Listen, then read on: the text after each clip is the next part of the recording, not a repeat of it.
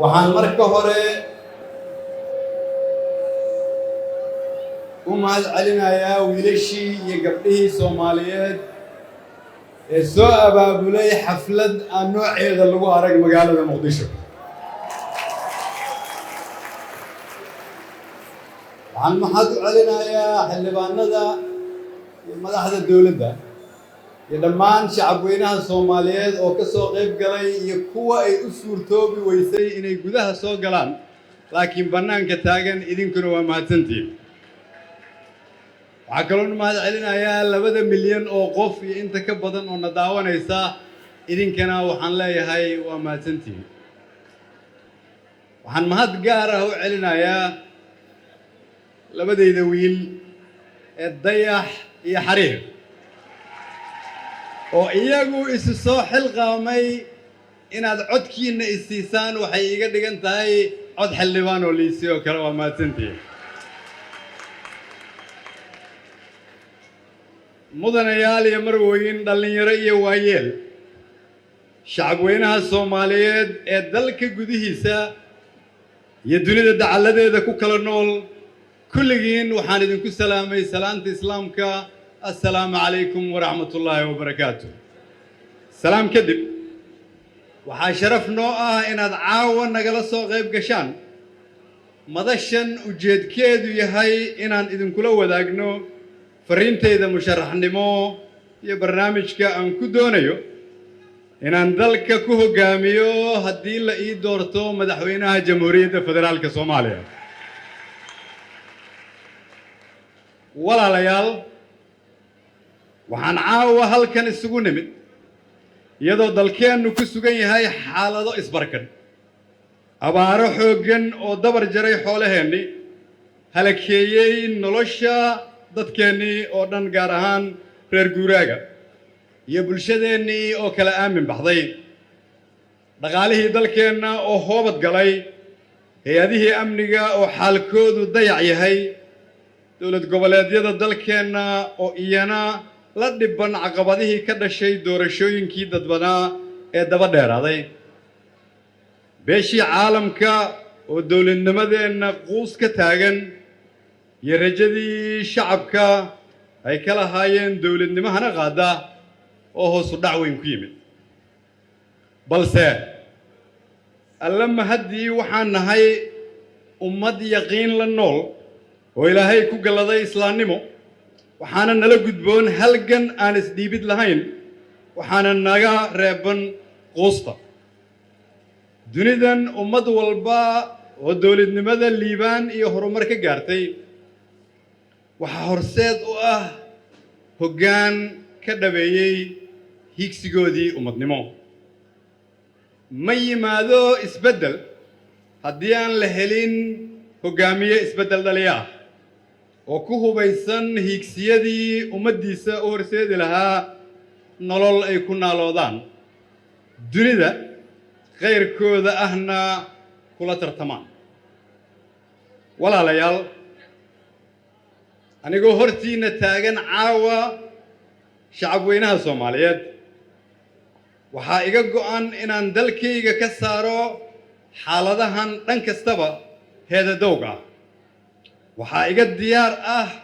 qorshaha aan ku doonayo inaan dalkayga ku hogaamiyo, dadkaygana ugu adeego, kaasoo aan ku kalsoonahay inaan ka midho dhalin karno.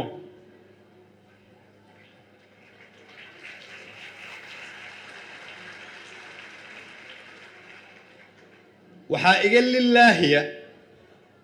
iga lilaahiya inaan dalkayga dhab uga samata bixiyo marxaladahan mas'uulkoodii noqday dhaqaaqa joogsiga aan dhammaadka lahayn. barnaamij siyaasadeedkayga aan rajaynayo in qof kasta oo Soomaali ah halkiisa aan ku gaarsiino si kastoo aan ku gaarsiin karno, qowl iyo qoraalba waxaa aasaas u ah 1 xogogaalnimo. barnaamijkaygu wuxuu ku qotamaa waayo aragnimadii aan ka kasbaday xilkii aan ummadda u soo qabtay muddadii 3 sano iyo barka ahayd. waan xafiiska joogay iyo labadii sano ee ka dambeysay ee aan ka soo maqnaa xafiiska iyo in ka badan 20 sano oo aan heerar kala duwan kula shaqeeyay hay'adaha caalamka dalal badan oo dunida ka mid ah labo wuxuu ku salaysan yahay aragti cusub barnaamijkaygu wuxuu ku qutumaa inaan dalka ku soo kordhinno aragti cusub oo ka turjumaysa baahida dadkeenna oo boqolkiiba 75 dhalinyaro ah saddex wuxuu ku qutumaa ammaano barnaamijkan sidoo kale wuxuu daraf walba ka xoojinayaa in hantida ummaddu leedahay ama caalamku ugu deeqay iyada loogu adeego oo aan la hunguriyeyn hantina laga tabcan waxaadna dhammaantiin la socotaan inay ammaanadu ahayd mid ka mid ah tiirarkii ugu waaweynaa ee aan sugay muddadii aan xilka u hayay ummadda Soomaaliyeed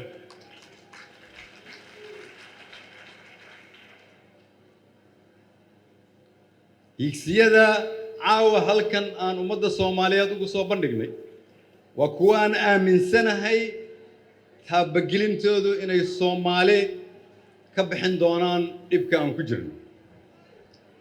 higsi walba oo ka mid ah shanta higsi waxaa hoos yimaada howlo hortabin leh oo dhammaantood wax weyn ka tari doona dowlad dhiskeenna iyo in dalkeennu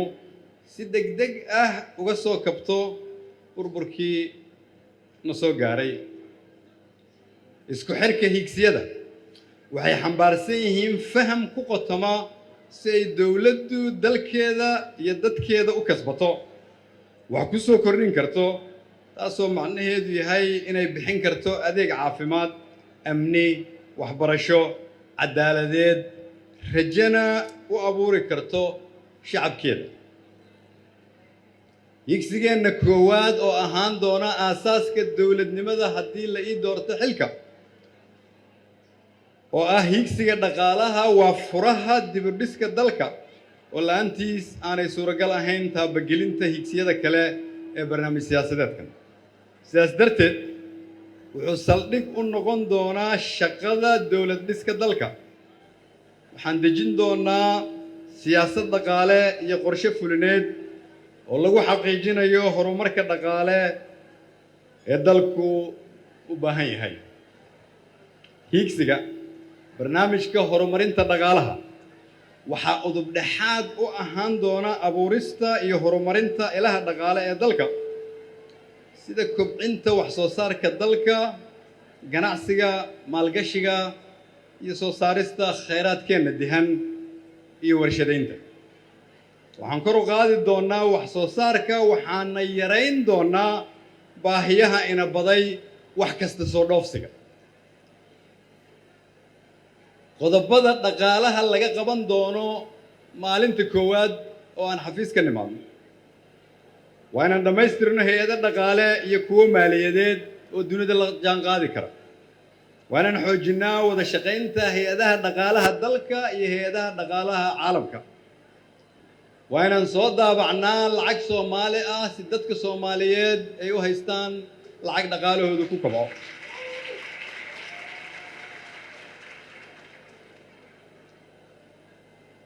waa inaan ka shaqaynaa abuurista iyo tayeynta kaabayaasha dhaqaale waan dhiirigelinaa maalgashi caalami ah si dunidii ay noogu timaado oo ay noo maalgashan karto si shaqo loo abuuro waa inaan ka fiyaadaysanaa khayraadkeenna dabiiciga ah haddii aan Soomaali nahay waa inaan 100 kun oo dhalinyaro Soomaaliyeed ah shaqo u abuurnaa markaan dhaqaalaha kobcinno waa in aan taageero buuxda siinaa ganacsatada ama ganacsiga yaryar sababtoo ah iyagaa ka shaqeeya shaqo abuurka waa inaan maalinta koowaad xoogga isugu geynaa sidii aan u taageeri lahayn una kobci lahayn xoololeyda beeralayda iyo kalluumaysatada si dhaqaale loo helo dalkana shaqo looga abuuro maadaama dalkeennu uu ku yaallo goob istiraatiiji ah waa inaan taabagelinaa sidii aan ku samayn lahayn aagag ganacsi oo xor ah oo ay dunidu Soomaaliya ku timaado maadaama ay dunidu hormartay waa inaan ka shaqaynaa ka faa'iidaysiga tiknoolajiyada casriga shaqooyinkaas aan soo sheegay oo aan ka soo baaraan degnay waa muhiim si dalku uu dhibka uga baxo loona kordhiyo dakhliga iyo miisaaniyadda si shacabka Soomaaliyeed loogu adeego waxaan rabaa inaan idin xasuusiyo anigu waxaan la wareegay xafiiska ra'iisul wasaaraha iyadoo aan qasnada dawladda lacag ku jirin iyadoo miisaaniyaddu ay tahay 260 milyan sanadkii waxaan shaqada ka tagay iyadoo qasnada dawladda ay ku jirto 104 milyan oo dollar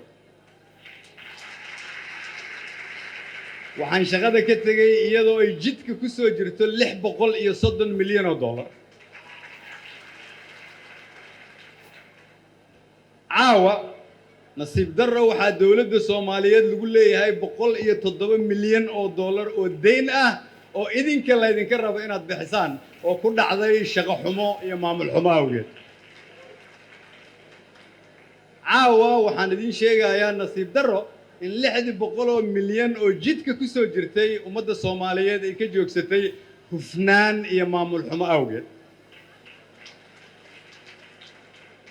waxaan hubaa 100% inaanay taasi dhacdeen anigoo haya mas'uuliyadda dalka waxaan idinkugu bishaareynayaa in degdeg loo xallin doono haddii la ii doorto xilka madaxweynaha mashruuca ugu weyn oo dalkan laga hirgeliyey 20kii sano la soo dhaafay wuxuu ahaay inaan dalka Soomaaliya hay'adihiisa dhaqaalaha ku xirnay hay'adaha dhaqaalaha caalamka oo aan qarka u saarnay in deyntii qaar laga cafiyo aan ka soo tagay shaqada iyadoo intii kalena laga cafin rabo caawa dalku wuxuu khatar ugu jiraa haddii 15ka bisha aan la dooran madaxweyne fahamsan sidii caalamka loola falgari lahaa in 17ka May deyn cafintii dalka laga joojiyo Soomaaliya ay 7 sano kale dib u noqoto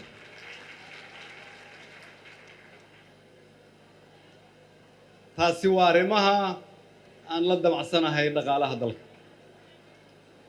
sugidda amniga iyo yegleelidda garsoor madax bannaan amniga iyo garsoorku Soomaaliya idil way isku raacsan tahay inay yihiin laba ka mid ah halbowlayaasha dawladnimo ee qaran ku tiirsan yahay waxaa iga diyaar ah hiigsi qaran oo aan ku hirgelinayno amni iyo garsoor la isku halayn karo bulshaduna ku hiran doonto waxaan fahamsanahay ka hogaamiye ahaan in adeeg caafimaad in la bixiyo mid waxbarasho laga shaqeeyo shaqo abuur la hirgeliyo dawlad wanaag lala dagaalamo musuqmaasuqo la helo garsoor madax bannaan intuba ay qayb ka tahay sugidda amniga haddii qof Soomaaliyeed uu ka fikiraayo in la sugo amni keliya in lagu keenayo ciidan waxaan rabaa in dib loo fikiro markaan leeyahay caqabada isbarkan dawladnimadu waxay u baahan tahay fahan guud oo isku cufan waxaan ka dhabayn doonaa dhismaha iyo horumarinta ciidanka madax bannaan siyaasad waxaan dib u habeyn dhan kasta ku samayn doonaa ciidamadeena si ay u gutaan waajibaadka ka saaran dhowrista dastuurka iyo shuruucda qaranka sida amniga muwaadiniinta iyo ilaalinta xuduudaha dalkeena dhismaha ciidanka waxaa qayb ka noqon doonta damaanad qaad buuxa oo xuquuqdooda ah taasoo aan gaarsiin doono in askariga shaqaynaya kan howlgabka noqda kan dhaawacma iyo kan dalkan difaaciisa u dhinta intuba ay helaan xuquuqdooda iyo daryeelka qoysaskooda oo dhammaystiran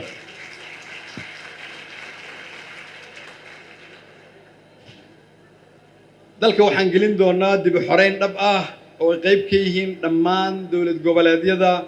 iyo qaybaha kala duwan ee bulshada si loo helo amni iyo xasilooni lagu naaloodo. intii aan joogay xafiiska Soomaaliya oo idil way og tahay waxaan dadaal badan ku bixiyay dib u habeynta ciidanka oo dhalisay in askari walba uu xuquuqdiisa si joogto ah u helo. waxaan bilownay dib u xoreynta dalka, waxaana ku qanciyay dunida inay na garab istaagaan nana taakuleeyaan dhinac farsamo iyo dhinac dhaqaale si ciidamadeena geesiyaasha ah ay dalka u xoreeyaan.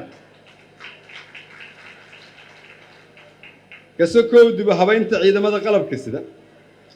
hadafka wejiga koowaad ee howlgalladii aan ka shaqaynayay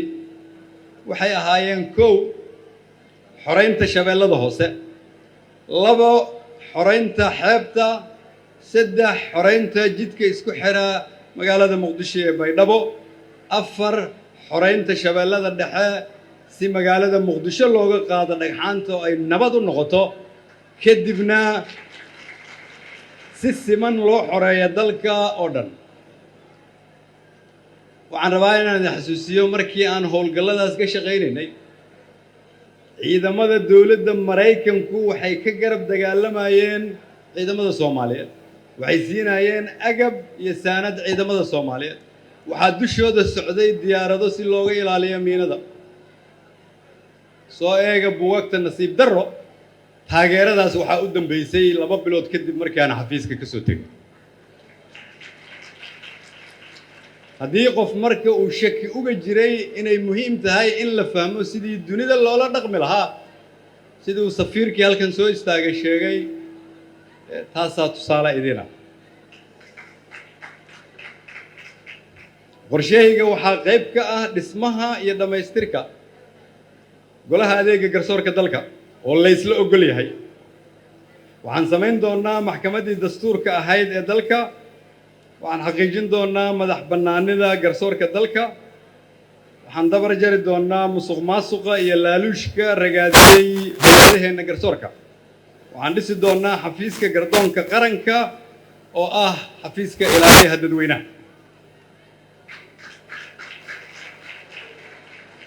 waxaan Soomaali u ballan qaadayaa garsoor u madax bannaan gudashada waajibaadkiisa dastuuriga ah iyo howlihiisa maaliyadeed, isla markaana ka madax bannaan hay-adaha fulinta iyo sharci dejinta, si uu u noqdo mid lagu kalsoonaan karo, la iskuna hadlayn karo. haddii aan garsoorka la madax bannayn, dunidu naguma soo dhiiranayso, maalgashi caalami ah la heli maayo, amniga lama sugi karo, dalkana lama xasilin karo. waxaan rabaa Soomaaliya inay fahamto inta uu madaxweyne digreeto ku haysto garsoorka dalka, dalkani lama jaan qaadi karo dunida inteeda kale. sidaas daraaddeed waxaan ballan qaadayaa in garsoorka laga madax banneeyo hay-adaha fulinta, loona dhammaystiro agabka ay u baahan yihiin si ay u gutaan waajibaadkooda, Soomaalina dadkaas Soomaaliyeed oo hawshaas loo igmaday ula xisaabtanto.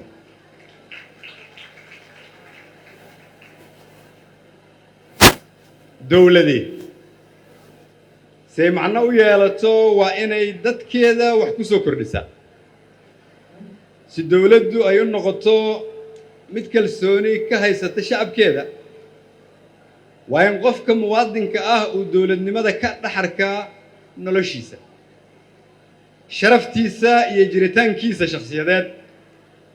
waa inuu ka dareemaa caafimaadkiisa qof ahaaneed iyo kan qoyskiisa oo uu adeeg caafimaad ka helaa. waa inuu barbaarin iyo waxbarasho ahaan ka helaa hay-ado loo diyaariyey korinta aqooneed iyo waxbarista cilmiyeed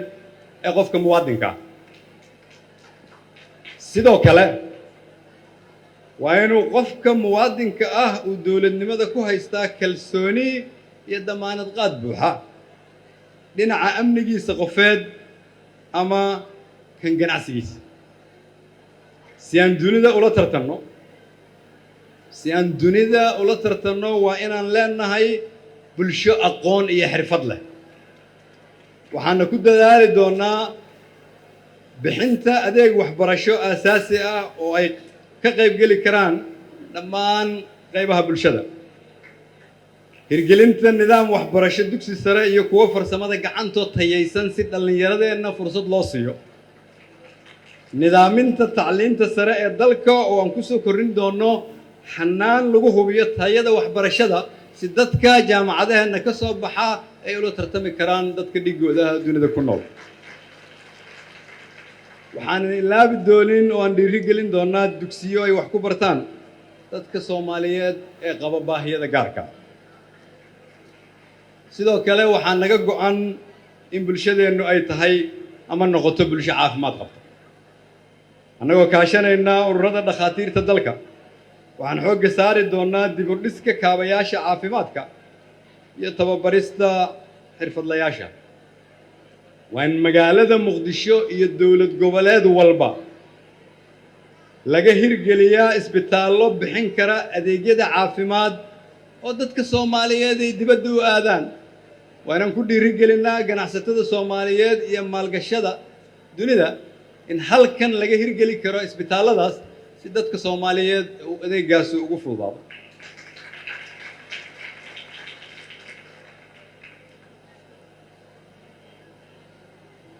arrimaha la xiriira xaqiijinta dimuqraadiyadeynta si dunidu inoola macaamili karto la isuguna soo halayn karo dalka iyo dowladnimada Soomaaliya waa in dalku yeeshaa ama helaa xasilooni siyaasadeed oo la odorosi karo tobanaanka sano ee soo socda si taasi haddaba u dhawowdo waa in dalkani helaa dastuur inoo horseeda dowladnimo keenta xasilooni dhab ah taasoo shacabka Soomaaliyeed u horseeda inay si toos ah u soo doortaan madaxdooda iyagoon waxaan rabaa inay Soomaaliya maqasho iyagoon la kala sarraysiinayn kan wax dooranaya iyo kan la dooranayo midnaba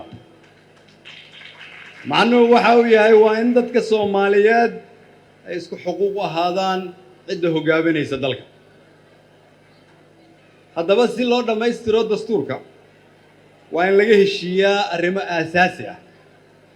oo ka mid yahay qaybsiga khayraadka dabiiciga ah ee dalka nidaamka doorashooyinka qaran maqaamka magaalada Muqdisho qaab dhismeedka dawladnimada xuduudaha gudaha xiriirka iyo iskaashiga heerarka kala duwan ee dawladda federaalka iyo dawlad goboleedyada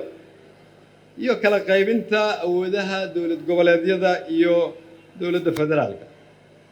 waa in laga heshiiyaa garsoorka dalka iyo in laga heshiiyo hanaanka federaaleynta maaliyadeed ee dalka waxaa sidoo kale lama huraan ah inay khasab tahay in si qoto dheer dastuurka dalka dib u eegis loogu sameeyo siiba awoodaha fulinta iyo kuwa sharci dejinta si ay taasi u dhaliso xasilooni siyaasadeed ee dalkani u baahan yahay waxaa nasiib wanaaga in intii aan xafiiska joogay qodobadaasi oo idil aan ka diyaarinay xulashooyin kala duwan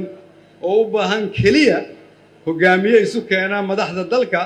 si looga heshiiyo caqabadaha hortaagan qabiiturka dastuurka Soomaalina ay uga gudubto isgoyskan ay ku meereysanaysay ku dhawaad 20 sano dhamaystirka dastuurkaasi wuxuu noo horseedi doonaa dawlad iyo madax ay soo doortaan shacabka Soomaaliyeed sidoo kale waxaan xoogga saari doonaa xoojinta hanaanka federaaleynta dalka taasoo adeegyada iyo awoodda daadejinta loogu dhaweynayo heer maamul heer gobol heer degmo ilaa heer tuulo arrimaha la xiriira midnimada Soomaaliya waxay rabtaa nafurid waxay rabtaa wax quurid waxay rabtaa ku dhac sidaas darteed waxaa iga go'an inaan qaadno tallaabo kasta oo soo dhaweynaysa soo dhawaanshaha ummadda Soomaaliyeed waxaan bilaabaynaa wada hadallo dhab ah oo aan la galno walaalaheen Soomaaliland waxaan bixin doonaa garaawshiyaha ugu sarreeyay ufududayn doonaa wax walba oo ka saacidaya dowladnimadooda si ay u dareemaan inaan nahay dad walaalaha oo isku dhiiga midnimadu uma baahna hadal iyo ka meermeerid laga meeraysto halka ay u dhimatay waxayse u baahan tahay in waqti lagu bixiyo wax kastana loo horo waana iga go'an tahay haddii ummadda Soomaaliyeed ay ugu aaminto xilka madaxweynaha Jamhuuriyadda Federaalka Soomaaliya arrimaha la xiriira siyaasadda arrimaha dibadda sidaad ka warqabtaan dunida waxaa ka socda isbedeladaasi waxa ay saameeyeen xaaladda qaaradda Afrika gaar ahaan gobolkeena Geeska Afrika isbedelada gobolka ka socda waxaa ummadda Soomaaliyeed uga dhex muuqda caqabado iyo fursado caqabadahaas saameyntooda haddaan lala falgelin waxay halis ku yihiin qarankan fursadaha isbedeladaasina si aan uga faa'iidaysano waxaan u baahannahay madaxweyne ku hubaysan aragti danta qaranka ka turjumaya ka qayb qaadan kara hoggaanka Geeska Afrika shacabka Soomaaliyeed ku matali kara dunida iyo gobolkaba Soomaaliya kama maaranto dunida sidaas darteed waa inaan hagaajinaa xiriirka aan la leenahay dowladaha dariska oo dhan iyo caalamka intiisa kale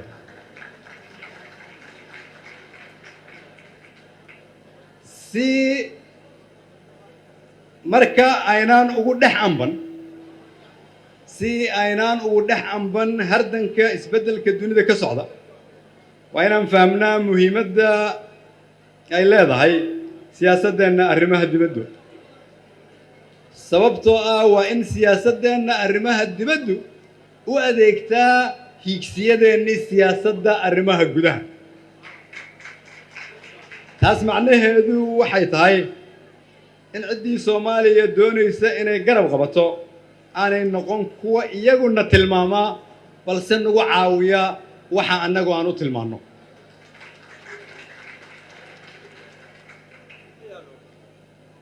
walaalayaal waxaan aaminsanahay hiigsiyada aan idiin sheegay kulligood inaan u leeyahay faham mugdhaar waxaan aaminsanahay inaan ahay qof aad u fahamsan sidii dunidu u shaqayso maadaama aan sanado badan dunida ka soo shaqeeyey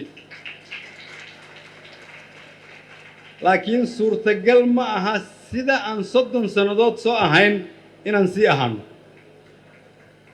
sida aan 30 sano soo ahayn kuma dhalin karno dal midaysan nabad ah iyo dad heshiis ah ubadkeennuna lama tartami karaan caruuraha dariska iyo kuwa caalamka kaleba waxaan u baahannahay inaan sida ugu dhaqsaha badan isugu keenno ummadda Soomaaliyeed oo aan ka shaqeyno dhab heshiisiin dhaba waxaan u baahannahay in ummadda Soomaaliyeed aan kulligood dareensiino wadajir keliya inaan uga gudbi karno caqabadaha hortaaga anigu waxaan aaminsanahay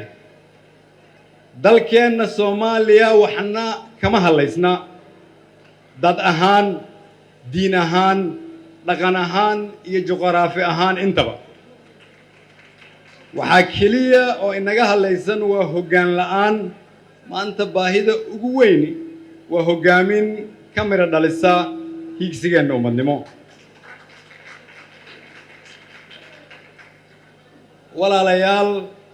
qorshaha qaran ee aan idiin soo bandhigay caawa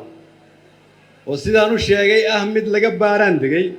kuna salaysan khibradeyda gudaha iyo dibadda waan rabo inaan ku hirgeliyo ka daacad ahaanshahayga iyo jeclada iga haysa waddanka haddii ay Soomaaliya siiso fursadda maanta taagan waxaan idin ballan qaadayaa inaanay idinka khasaarin 4 sano oo dambe oo u aydaan 40 sano oo soo socda waa mahadsantihiin